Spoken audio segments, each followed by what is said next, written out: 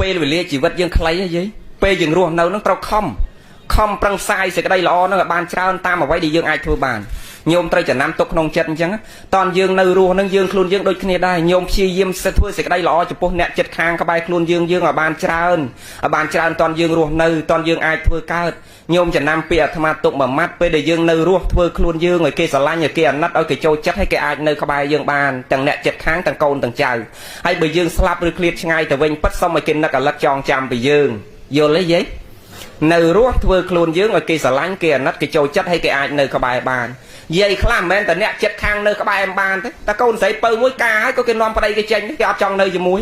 បើអញ្ចឹងជីវិតរស់នៅរបៀបអញ្ចឹងអត់ន័យទេយាយណាហើយអាស្លាប់ឬឃ្លាតឆ្ងាយទៅវិញពិតហើយឲ្យគេនឹកអាលឹកចងចាំពីយើងអាត្មាឧទាហរណ៍មួយចុះឧទាហរណ៍តែយើងទៅប្រាសាទអង្គរវត្តគ្រាន់តែកលេចឃើញប្រាសាទអង្គរវត្តយើងនឹកឃើញអ្នកណាយាយ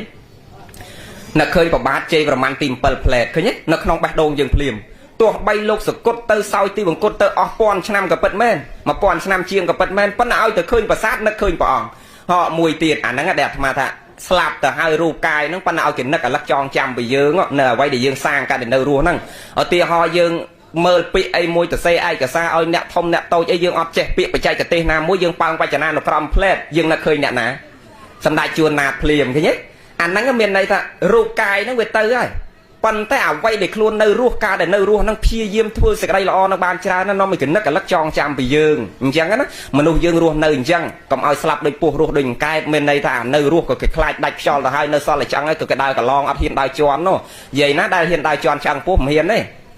ឃើញហើយតែឆ្អឹងហើយហ្នឹងក៏ដើរកន្លងដែរអត់ហ៊ានដើរជន់ទេខ្លាចប៉ះពោះក្រាយពោះអីទៅឆ្អឹងពឹសចូលក្នុងខ្លួនផ្លែតនៅតែឆ្អឹងក៏ដោយពោះក្រាយនិយាយណាបើយើងជន់ឆ្អឹងវាទៅពឹសចូលក្នុងខ្លួនភ្លាមស្លាប់ភ្លាមមករំពេចមិនបាច់ចាំថាវាចិត្តទេនៅតែឆ្អឹងវាក៏ដោយជន់អត់បានដល់អញ្ចឹងទៅខ្មែរយើងចេះតែខ្លាចអាពស់រស់អត់ពឹសក៏នៅតែខ្លាចដែរឲ្យធម្មជាតិជាពស់មនុស្សខ្លាចអញ្ចឹងអាងកាលនៅរស់ដើរបកហេតុបករឿងឲ្យគេក្តៅកាហាយគេខ្លាចគេរអាដល់តែដាច់ខ្យល់ហើយក៏គ្មានអាណាគេចង់ចូលចិត្តបើអញ្ចឹងកុំឲ្យជីវិតយើងទៅយីអញ្ចឹងឲ្យស្លាប់កុំឲ្យគេនៅរស់ក៏គេស្រឡាញ់គេអាណិតហើយស្លាប់ឬឃ្លាតឆ្ងាយពិតឲ្យគេនឹកកលឹកចង់ចាំពីយើងពាក្យហ្នឹងយើងគួរយកមកទុកក្នុងចិត្តយើងជាកតិសម្រាប់អប់រំខ្លួនយើងនិយាយណាភ្ញាក់រលឹកនិយាយពិចារណាមើល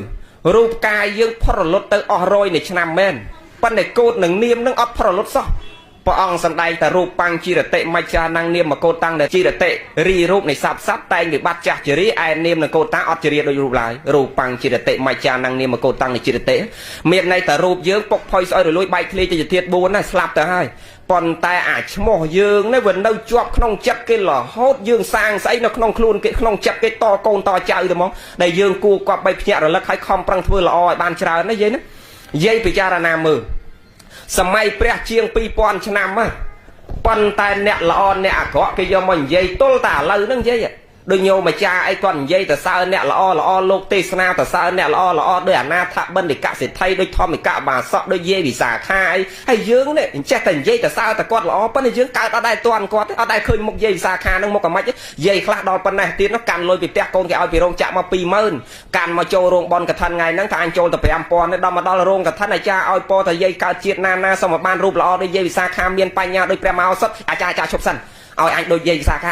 ដូចយាយវិសាខាអាយុ120រូបល្អដូចយាយវិសាខាអញ្ចឹងអញថែម15000ទេអស់ហ្មងអញដាក់ទាំងអស់ឲ្យបានដូចយាយវិសាខាអូចង់ដូចគាត់ប៉ុន្តែយើងមិនដែលឃើញគាត់មិនដែលកើតតន់គាត់ទេមិនដឹងយាយនឹងមុខអាម៉េចប៉ុន្តែលឺសូគេទៅសើតែយាយនឹងល្អអញ្ចឹងក៏ទៅសើតគ្នាមកទល់ឥឡូវហ្នឹងទៅ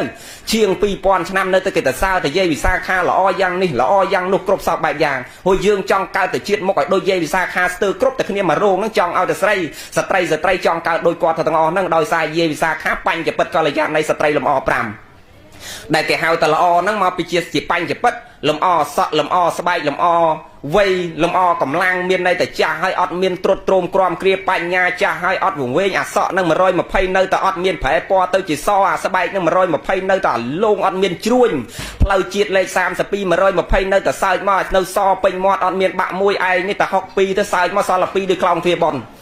ហើយតាតមហាជាងសក់ខាងលើនឹងប្រែ2 3ពណ៌ផ្ដាំកូនផ្ដាំចៅឲ្យតែងថ្នាំសក់មួយអាទិត្យតែង3ដបមួយអាទិត្យពេញ10លាបព្រឹកសល្ងាចរៀបល្ងាចសព្រឹកហើយយាយវិសាខាអត់ទេញោម120ហើយសក់នៅតែខ្មៅក្រាប់ ស្បែកនៅតែលងព្រិលថ្មិញនៅតែពេញមាត់គាត់អង្គុយស្ដាប់ធម៌គេមើលអត់ដឹងយាយសាខាខ្ញុំណាស្អាតមែនហើយយាយសាខាគាត់កូនគាត់ស្រី20នាក់គ្រាន់តែកូន20សត្វតែស្រីបើអញ្ចឹងខំប្រឹងសន្សំសេចក្តីល្អធ្វើល្អក្នុងសន្តាននៃចិត្តទាំងអស់គ្នានៅរស់ឲ្យគេស្រឡាញ់គេអាណិតស្លាប់ឬឃ្លាតឆ្ងាយពិតឲ្យគេនឹកអាលឹកចងចាំពីយើងទាំងអស់គ្នាណាយាយសូមអនុមោទនា